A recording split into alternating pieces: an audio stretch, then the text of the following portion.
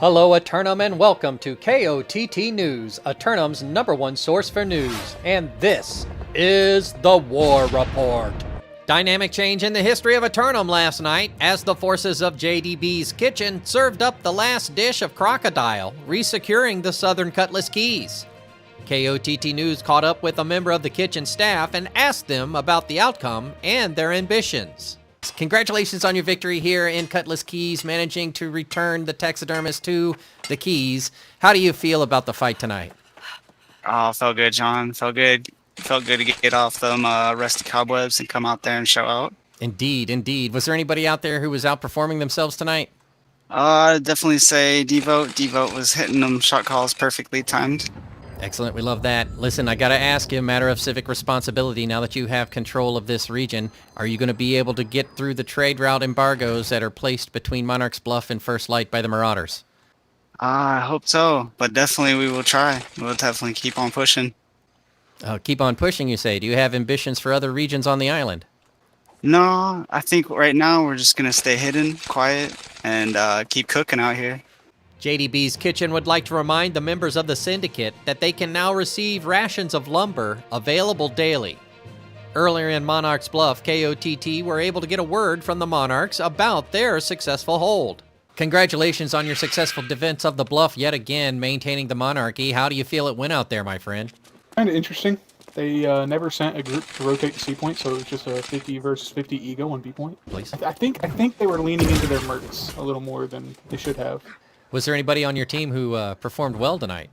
Yeah, I think Colonel Crackpot, he was repairing like a machine. He kept the back gates up most of that war. He put A gate up right as soon as they tore it down. Like, hats off to him. He really helped seal the pressure from the outside. As the night wound down in Brightwood, KOTT News spoke with Dodgers leadership, who were preparing for next week's big storm. Congratulations on your victory here in Brightwood, fending them off yet again. They were able to get inside the gate. Would you care to take us through how it went down out there? Yeah, John, a little crazy off the rip there. My main comms weren't working, so I was kind of panicking. Got it working. Should have held outside a little bit longer. My bad on those comms. Mm-hmm. But yeah, we ended up choke management. You know how it goes. Yep, it'll win out every day. Hey, I see that you've already started clearing the forest behind us here. Do you have some type of large-scale production project in mind? Yeah, John, that's just to make sure that these purples don't make it back. You know, we got to have a good sight line on the town, make sure they can't ambush us, you know, etc. Back to the battle. Is there anybody out on the fight who you might want to highlight tonight? Everybody soldiered up, John. Did great like usual. Rotations were on point.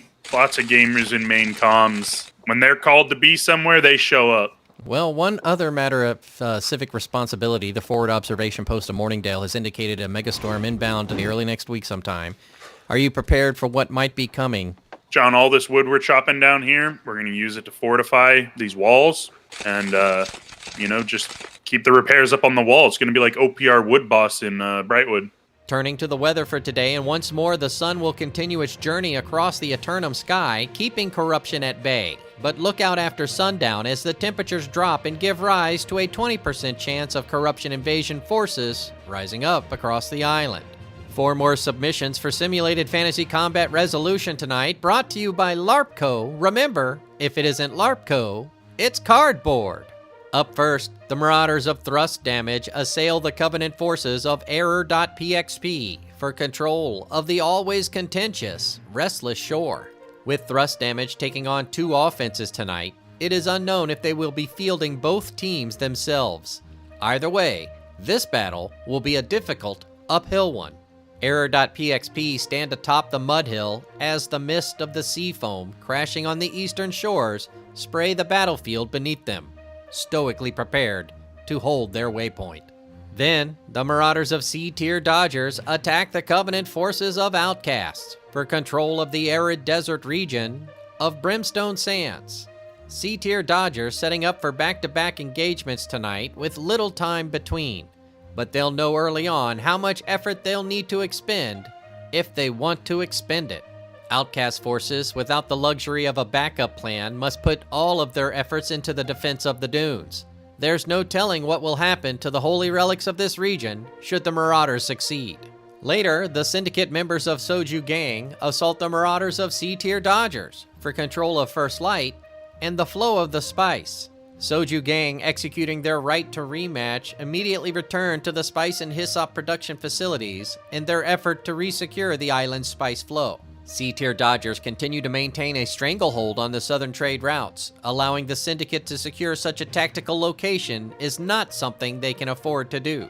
Meanwhile, the Marauders of Thrust Damage challenge the members of Strawberry for their championship title and the right to rule over Everfall. Hailing from their most recent stint as Great House of the Eastern Restless Shore, these now meandering Marauders of Thrust Damage make an unexpected challenge of the heavyweight champs. Maybe the champs see something in this young contender, or maybe they consider it a light sparring session as they position themselves to make a run on the all-time Neverfall list.